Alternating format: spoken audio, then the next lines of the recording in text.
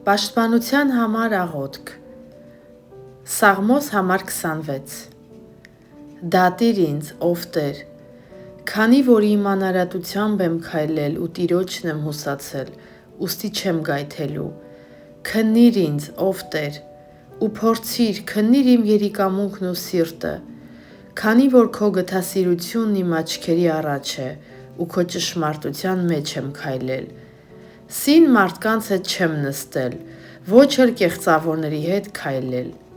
Ատել եմ չարագործների հավաքը ու ամբարիշտների հետ չեմ նստի։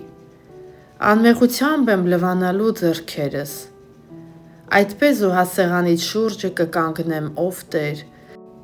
որպեսզի շնորհակալությանս ձայնը հնչեցնեմ ու քո բոլոր հրաշալի գործերի մասին պատմեմ։